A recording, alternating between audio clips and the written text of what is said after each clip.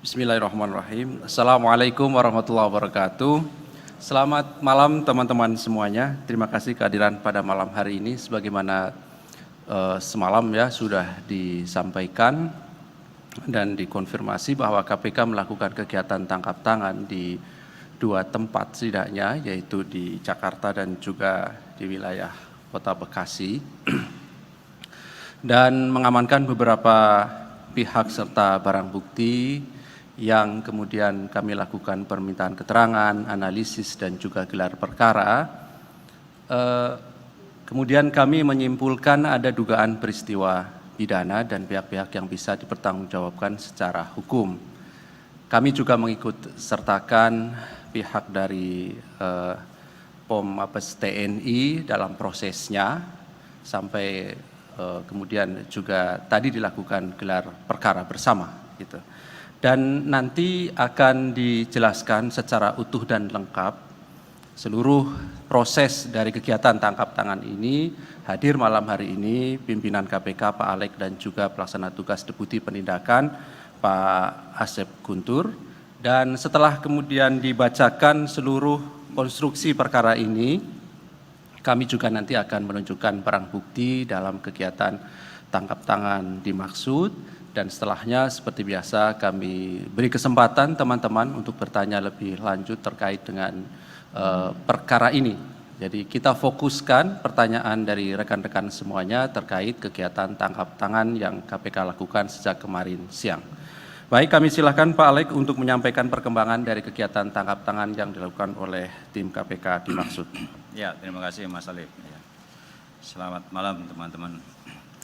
Saya akan menyampaikan perkembangan informasi terkait dengan kegiatan tangkap tangan dugaan tindak pidana korupsi berupa suap pengadaan barang dan jasa di Basarnas Badan Nasional Pencarian dan Pertolongan tahun 2021 sampai dengan tahun 2023. Dalam kegiatan tangkap tangan ini, tim KPK telah mengamankan 11 orang pada hari Selasa tanggal 25 Juli tahun 2023 sekitar pukul 2 siang di Jalan Raya Mabes Hankam, wilayah Cilangkap, Jakarta Timur, dan di wilayah Jati Raden Jati Sampurna, Kota Bekasi sebagai berikut. MR, ini Direktur Utama PT IGK, JH, Direktur Keuangan PT IGK, kemudian RK, Manajer Keuangan PT IGK, ER, SPV Treasury PT IGK, DN, Staf Keuangan PT IGK, HW, Sopir MR, EH, Staf Keuangan PT IGK, ABC, ini Korsmin Kepala Basarnas, kemudian RA, Direktur Utama PT KAU, SA, Bagian Keuangan PT KAU, dan TM, Staf Operasional PT KAU. Adapun kronologis terjadinya kegiatan tangkap tangan adalah sebagai berikut. Diawali dengan diterimanya informasi dari masyarakat mengenai dugaan adanya penyerahan sejumlah uang pada penyelenggara negara atau yang mewakilinya terkait pengkondisian pemenang tender proyek di Basarnas. Pada hari Selasa tanggal 25 Juli tahun 2023, tim KPK mendapat informasi adanya penyerahan sejumlah uang dalam bentuk tunai dari MR kepada ABC sebagai perwakilan HA di salah satu parkiran bank di Mabes TNI Cilangkap.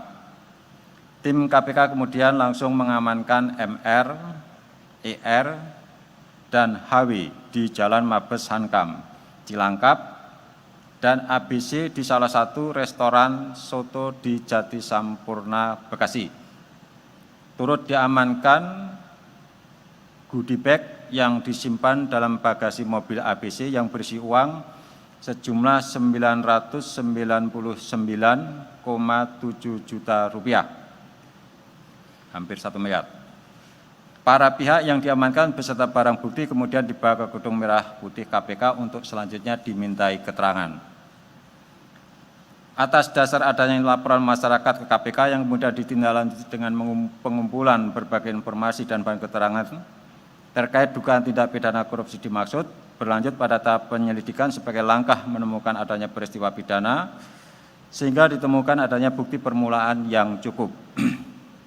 KPK kemudian menaikkan status perkara ini ke tahap penyidikan dengan menetapkan dan mengumumkan tersangka sebagai berikut. Yang pertama, MG, Komisaris Utama PT MGCS.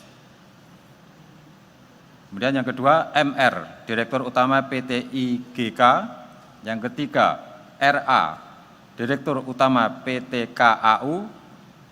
Yang keempat, HA, Kabasarnas RI periode 2021 sampai dengan 2023. Dan yang kelima, ABC, Korsmin Kabasarnas RI. Adapun konstruksi perkara diduga telah terjadi. Semenjak tahun 2021, Basarnas melaksanakan beberapa tender proyek pekerjaan yang diumumkan melalui layanan LPSE Basarnas yang dapat diakses oleh umum. Pada tahun 2023, Basarnas kembali membuka tender proyek pekerjaan diantaranya sebagai berikut. Pengadaan peralatan pendeteksi korban reruntuhan dengan nilai kontrak 9,9 miliar. Kemudian pengadaan public safety diving equipment dengan nilai kontrak 17,4 miliar. Dan pengadaan ROV untuk KN SAR Ganesha, ini proyek multi-years 2023 sampai 2024, dengan nilai kontrak 89,9 miliar. Selanjutnya, agar dapat dimenangkan dalam 3 proyek tersebut, MG, MR, dan RA melakukan pendekatan secara pribadi dengan menemui langsung HA selaku Kepala Basarnas dan ABC selaku Korsmin Kepala Basarnas merangkap asisten sekaligus orang kepercayaan HA. Dalam pertemuan ini diduga terjadi kesepakatan atau deal terkait pemberian sejumlah uang berupa fee sebesar 10% dari nilai kontrak.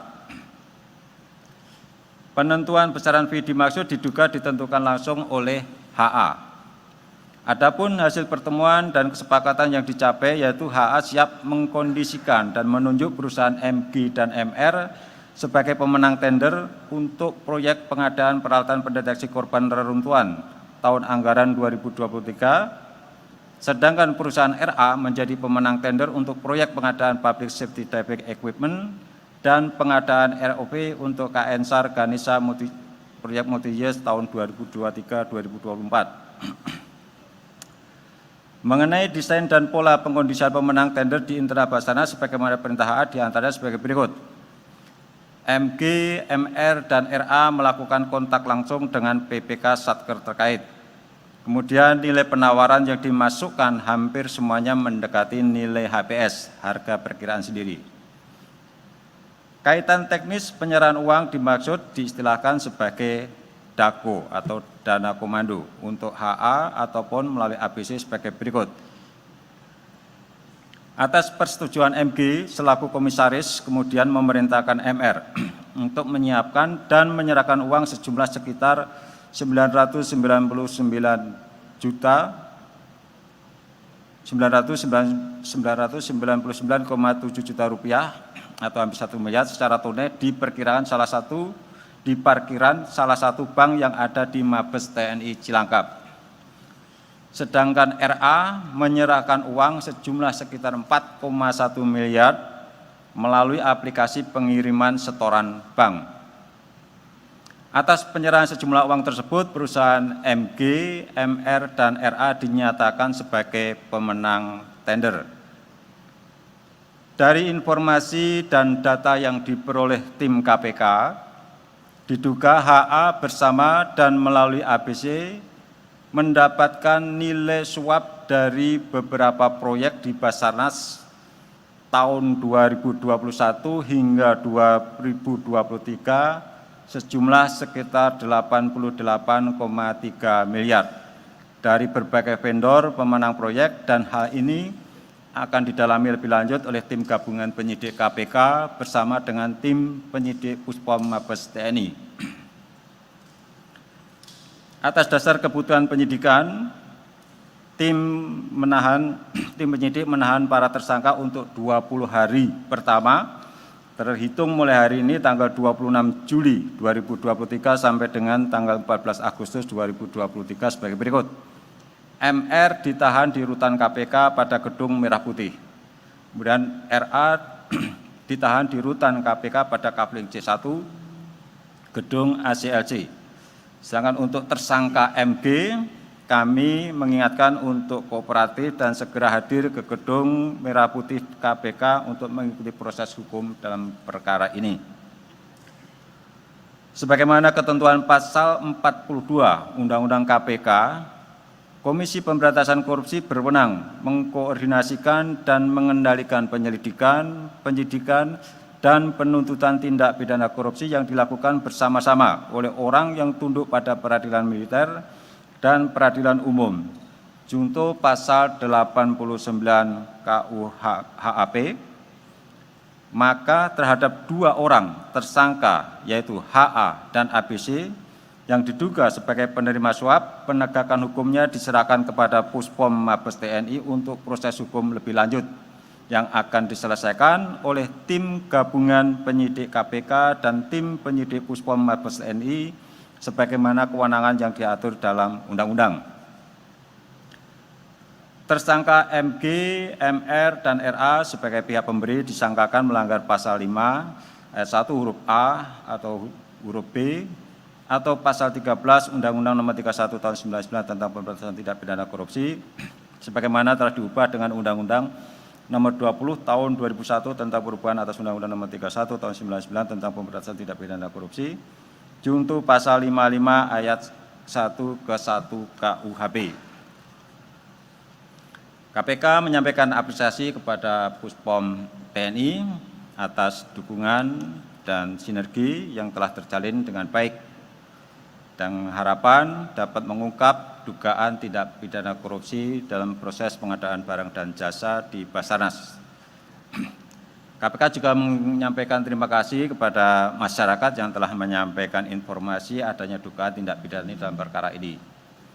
Kami mengajak masyarakat untuk terus memantau dan turut mengawasi proses penanganan perkara ini sehingga penanganan perkara ini dapat berjalan dengan adil, baik tersangka yang ditangani KPK maupun untuk para tersangka yang ditangani oleh Puspom TNI yang nanti dalam prosesnya kami akan melakukan supervisi dan bersinergi dengan pihak Puspom TNI.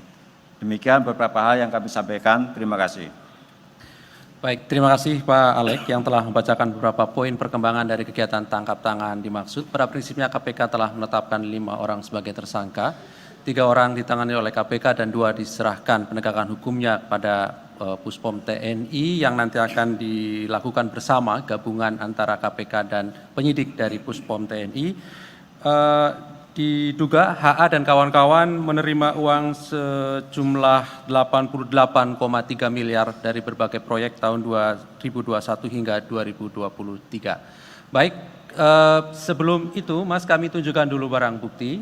Setelah itu baru nanti kami beri kesempatan teman-teman boleh bertanya terkait dengan perkara ini. Oke, Mas Ferry, sabar dulu ya. Nggak kelihatan?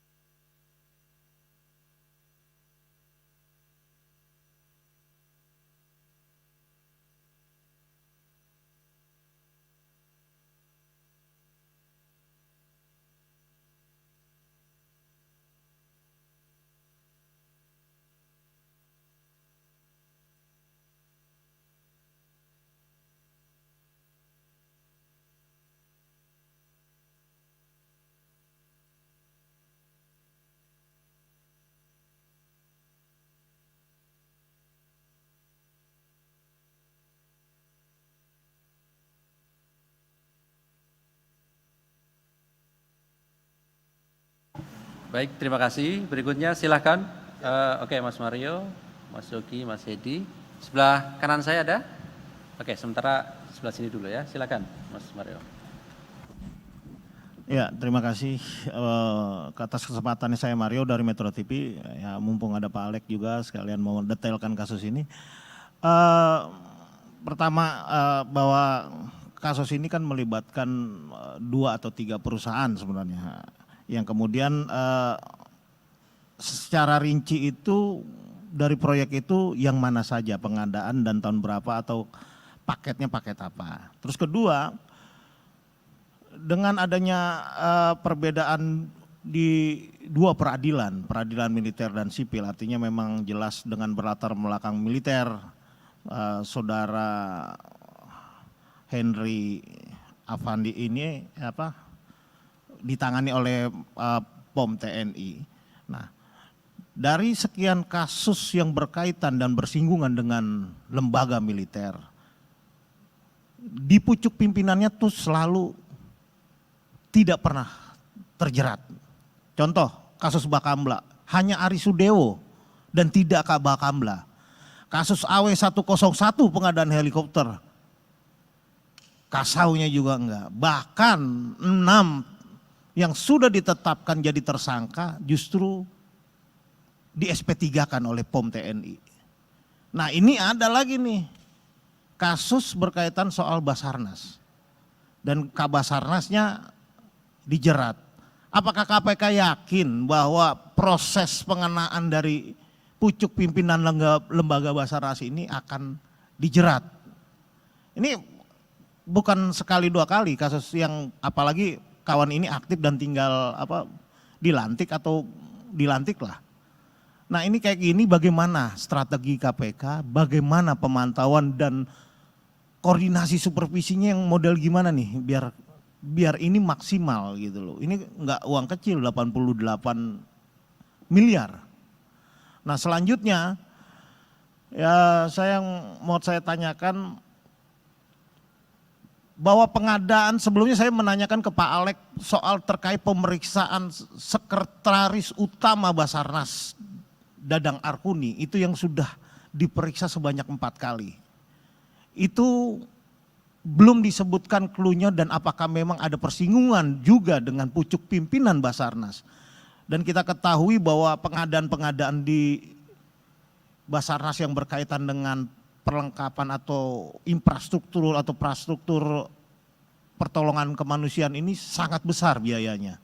Dari deteksi alat, pengadaan alat bencana, bahkan alat angkut, helikopter Dolphin yang harganya hampir 1,5 triliun. Nah, ini kan bagaimana? Apakah ini menjadi pintu masuk KPK untuk mengembangkan kasus atau bahkan dikaitkan dengan penyelidikan sebelumnya tentang pemeriksaan sejumlah pejabat Basarnas dalam kasus ini? Nah, untuk biar nggak bolak-balik Mas Ali, sekalian kasus yang lain, Pak Alek izin. Kita fokuskan dulu aja, Mas. Oh, fokuskan dulu. Ya, fokuskan dulu ya. Silakan yang lain. Oke, thank you. Itu dulu deh. Selamat malam Pak Alex, Pak Asep, Pak Ali. Saya Hedi dari Kumparan. Ini mau mempertanyakan yang soal tindak lanjut yang Kabasarnas ini. Saya tadi sempat lihat LHKPN-nya Kabasarnas, ini dia punya pesawat terbang. Harganya 650 juta kalau nggak salah. Nah, ini apakah juga akan jadi petunjuk KPK untuk didalami sumber daripada ya pesawat terbang itu gitu. Maksudnya dia diperoleh dari mana dan sebagainya. Apakah jangan-jangan berasal dari ternyata suap yang dilakukan ini. Itu yang pertama. Terus yang kedua, ini Kabasarnas ini kenapa tidak langsung ikut ditahan begitu?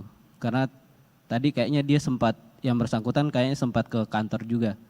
Bahkan sempat teman-teman motret dia masuk kantor begitu. Terus yang ketiga, yang perusahaan yang ditetapkan tadi ini PT apa namanya? Apakah bentar Pak. PT IGK ini adalah perusahaan percetakan, benar perusahaan dia bergelut di percetakan atau tidak? Terus yang terakhir, ini mungkin tadi menyederhanakan pertanyaan dari Bang Mario. Ini nanti Kabasarnas ini meskipun nanti diserahkan ke TNI, apakah penahanannya akan dilakukan terlebih dahulu di KPK kemudian diserahkan ke sana atau bagaimana nanti konsepnya? Ini yang paling terakhir, apakah ini menjadi kasus pertama bagi KPK yang bekerja langsung sama POM TNI begitu? Terima kasih Pak Alex. Terima kasih Mas Sidi. Mas Nyam ya. Izin Mas. Setelah ini masuk di terakhir. Oke. Mau nanya Pak, ini kan untuk kesekian kalinya ya salah satu tersangkanya atau beberapa tersangkanya dari pihak militer ya gitu. Nah, seberapa yakin sih KPK terhadap pihak POM TNI bahwa kasus ini tuh akan diusut sampai tuntas di sana kayak gitu ya? Karena kalau kita tahu yang kasus helikopter AW101 itu juga mandek itu kan SP3 gitu. Kemudian dan di persidangan saya mengikuti juga sekedar menghadirkan saksi dari pihak TNI aktif aja itu seperti sangat sulit ya gitu, dan bahkan nyampe hakimnya itu emosi ya gitu. Ya kami pikir KPK juga mengikuti persoalan tersebut ya gitu. Ya meskipun pada akhirnya vonis tetap dijatuhkan, tapi kan ya gimana prajurit TNI-nya juga nggak datang ke sidang kayak gitu loh. Termasuk pejabat-pejabatnya. Mungkin itu, terima kasih. Ya, saya Yogi dari Harian Kompas. Pak Alex, ini kan sudah menggunakan sistem elektronik gitu ya, lelang gitu ya. Tapi kenapa kok masih bisa bobol gitu? Kan berkali-kali bahwa KPK mengatakan bahwa ini bentuk pencegahan korupsi ada dengan sistem digital gitu. Nah, dengan digitalisasi. Nah, itu kemudian di sini tadi kan Afri itu bisa menentukan gitu ya. Dia sebagai apa sih di sini posisinya gitu? Apakah sebenarnya yang menentukan kepala Basarnas yang tadi ada dana komando itu atau si Afrinya atau bagaimana gitu? Kemudian lalu untuk tadi ya, untuk sistem elektronik itu solusinya bagaimana ke depannya supaya ini kan istilahnya udah mentok ya solusi terbaik, tapi ternyata masih bobol juga. Kan kemarin Pak Luhut juga mengatakan bahwa dengan digital itu adalah yang utama gitu. Kemudian, oh ya mungkin tadi bisa dijelaskan tadi uang yang dipaparkan tadi berapa jumlahnya? Oh ya, makasih Pak. Oh, siap. Ada lagi silakan. Cukup ya mewakili teman-teman semuanya pada malam hari ini. Baik, kami silakan Pak Alek untuk merespon pertanyaan dari teman-teman semuanya. Ya oke. Suap tadi dari proyek yang mana ini dari Mas Mario tadi? Kan tadi uangnya 999 ya. 999 juta. Nah ini kan 10% dari nilai kontrak. Nah kontraknya untuk pengadaan alat pendeteksi korban reruntuhan itu kan 9,9 miliar. Artinya persis 10%. Itu kalau dirinci lebih lanjut, belakangnya itu 700.400 rupiah. Jadi ada 400 rupiah lengkapnya itu. Jadi ada pecahannya nilainya. Tadi karena dibulatkan saja jadi 999,7 juta. Jadi jelas itu dari pengadaan pendeteksi korban reruntuhan. Sedangkan yang 4 miliar tadi disampaikan bahwa itu pengadaan public safety diving ini senilai 17,4 miliar dan pengadaan ROV. Ini multi years ini. Nah ini pastinya kan suap diberikan sesuai dengan apa ya lelang atau kontrak tahun 2023 ini dan sesuai dengan pembayaran yang dilakukan ya kan seperti itu. Dan kalau dilihat kan tadi sampaikan jumlah keseluruhan dari tahun 2021 sampai 2023 ya dari catatan yang ditemukan tim itu tercatat sekitar 88,8 miliar ya, 88,3 miliar total uang yang dicatat oleh ABC. Jadi ABC ini sangat tertib administrasi, jadi setiap penerimaan itu dicatat dari perusahaan mana itu ada di dalam catatan itu, termasuk kemudian juga pengeluaran-pengeluaran. Jadi dari DAKO tadi itu digunakan untuk apa saja, itu juga dicatat ya, dan dilaporkan kepada HA ya. Jadi penggunaan, penerimaan dan penggunaan itu dicatat dan dilaporkan kepada HA ya. Tentu nanti di dalam proses penyidikan akan didalami lebih lanjut terkait pengadaan apa saja ya, terkait pengadaan apa saja sehingga diterima DAKO sampai sejumlah 88,3 miliar ya. Nah, tentu ini juga kalau kita mengingat kembali kasus yang serupa atau mirip yang terjadi di Bakamla ya.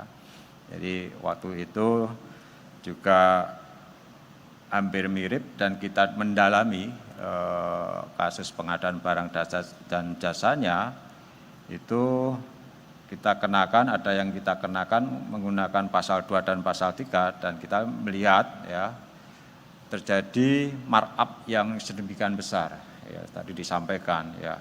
Kalau dari awal itu sudah ada kesepakatan untuk terkait pemberian fee ya, sejumlah fee dan ada kesepakatan atau janji untuk menunjuk atau memenangkan perusahaan yang membayar, tentu dalam proses lelangnya pun itu sudah diatur ya.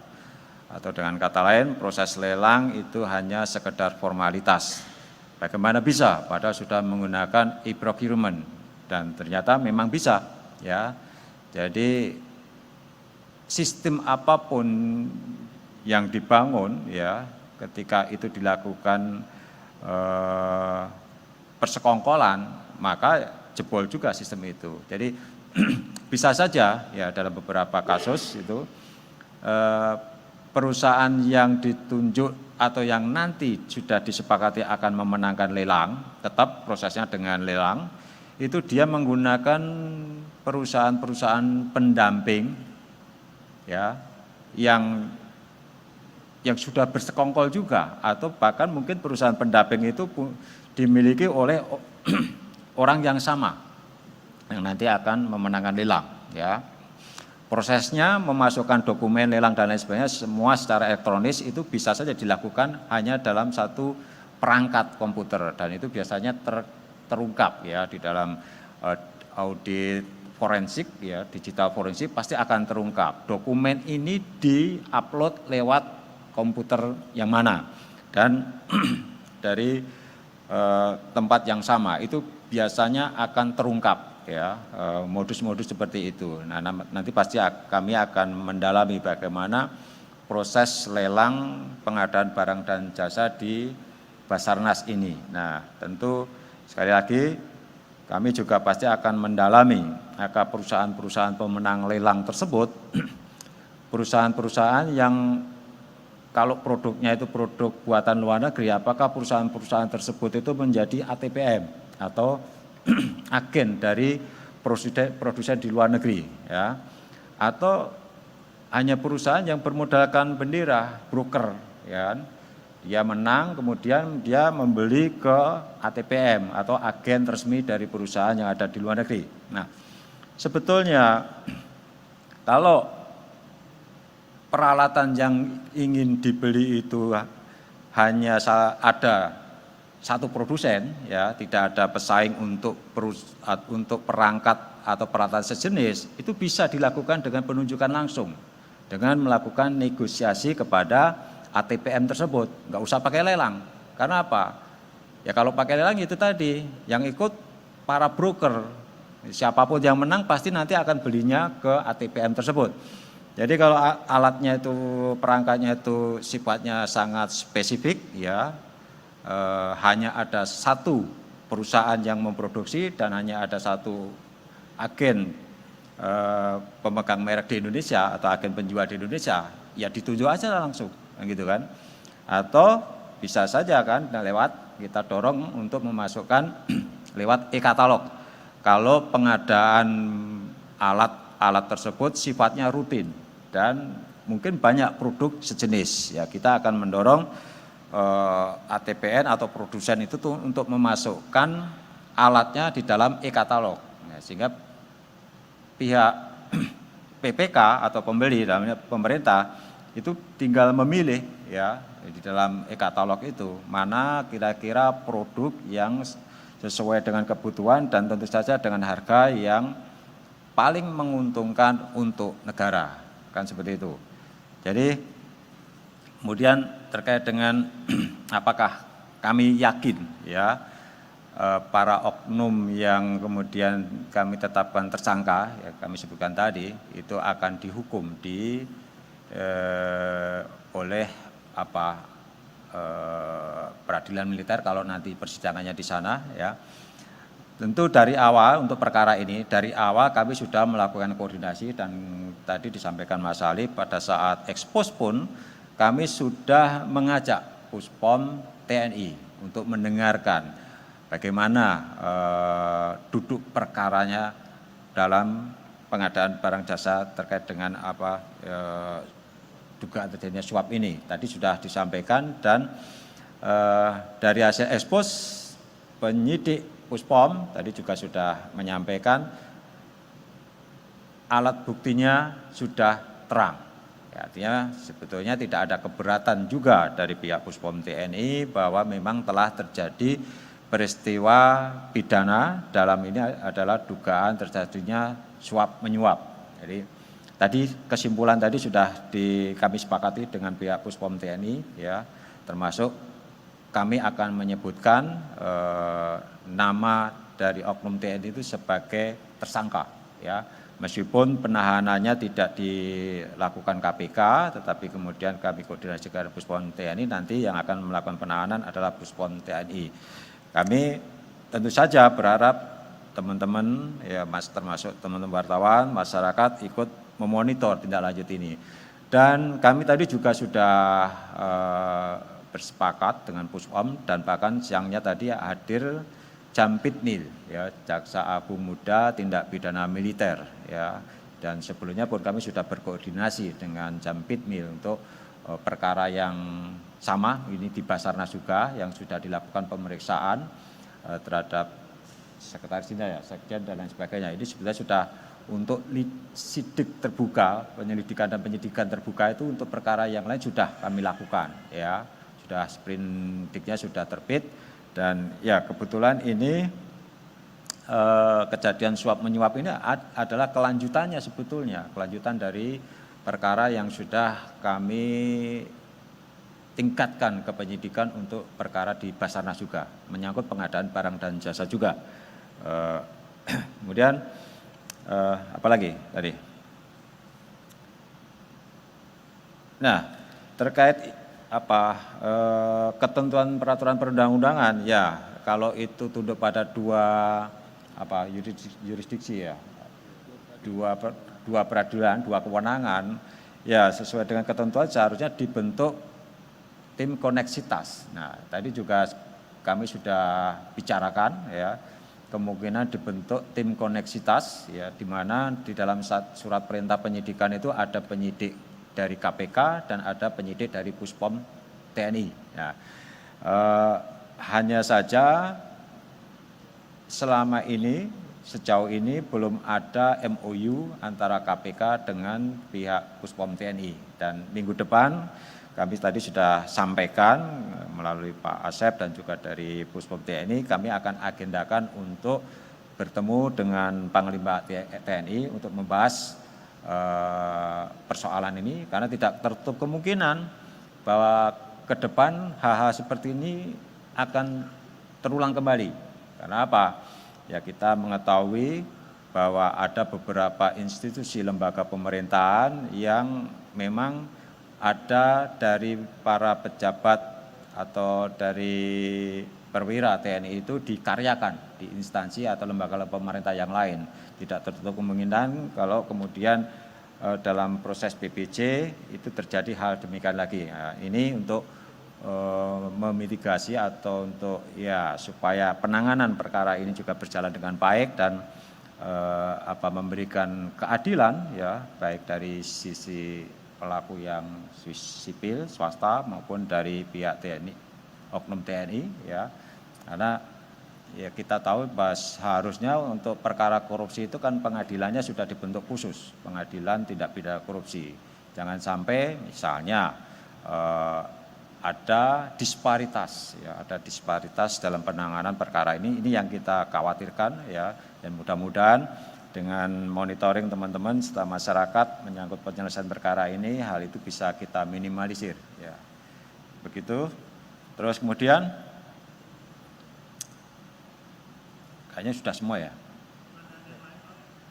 Pengadaan yang lain ya nanti akan didalami. Kan tadi kan total dari catatan itu kan 88,3 miliar.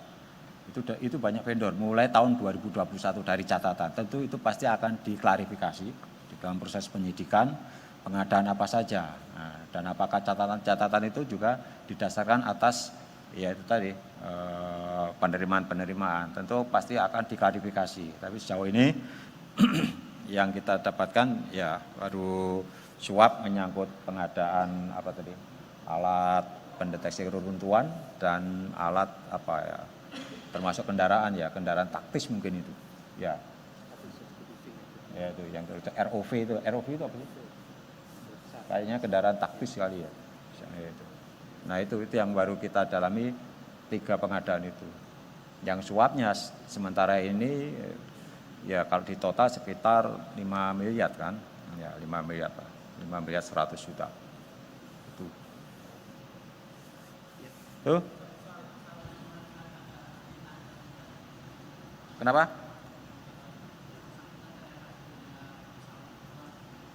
Oh, di LHKPN. Oh, di LHKPN. Ya umumnya dalam proses penyidikan kalau yang bersangkutan itu penyelenggara negara dan wajib LHKPN, pasti nanti di pihak penyidik akan melihat seberapa besar ya harta kekayaan yang bersangkutan. Kan gitu. Nanti di tingkat penyidikan pasti akan di cross check dilihat. Ya.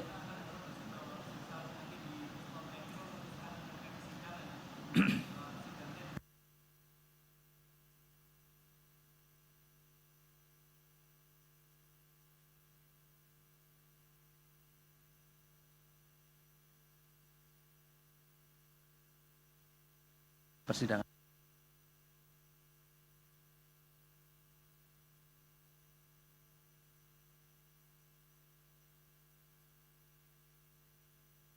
TNI ya. Jadi kita enggak berandai-andai ya, tapi ya tadi yang sudah kami bicarakan dengan pihak Puspom TNI dan juga Jampitmil ya, tadi kita upayakan untuk dilakukan koneksitas. Gitu ya. Ya, saya kira cukup ya, ya.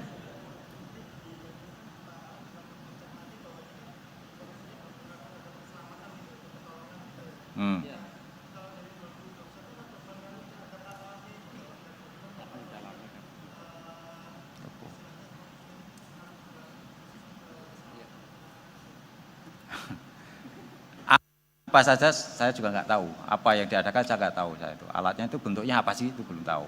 Ya. Tentu dalam proses penyidikan nanti akan dilihat apa sih bentuk alatnya dan berapa sih harga yang wajar kan seperti itu. Pasti dilihat. Saya tadi sampaikan bahwa ketika proses pengadaannya tidak benar, umumnya ya itu juga terjadi markup harga. Ya. Tinggal kita lihat apakah perusahaan-perusahaan yang selama ini memenangkan lelang itu adalah perusahaan yang capable atau perusahaan-perusahaan yang memiliki kapasitas kemampuan untuk mengadakan alat itu atau sekedar ya perusahaan sebagai broker saja kan gitu. Kan tentu beda ya. Kalau dia broker ya pasti akan tinggi markup-nya atau ya karena dia harus membeli ke perusahaan yang lain kan. Belum tentu. Saya sampaikan tadi kan, kalau hanya ada satu penyedia, ya mestinya sih nggak usah pakai lelang. Nah, itu, tunjuk saja. Kalau dilelang, nanti yang ikut lelang itu para broker tadi itu. Yang nanti ketika ditunjuk sebagai pemenang, dia akan membeli ke ya pemilik barang, memegang akta agenan tadi, kan itu. Belum tentu jelek barangnya sih bagus gitu. Cuma harganya apakah wajar atau tidak gitu. Kalau pemerintah bisa langsung membeli ke agen kan pasti lebih murah harganya daripada misalnya lewat perantara dan lain sebagainya itu.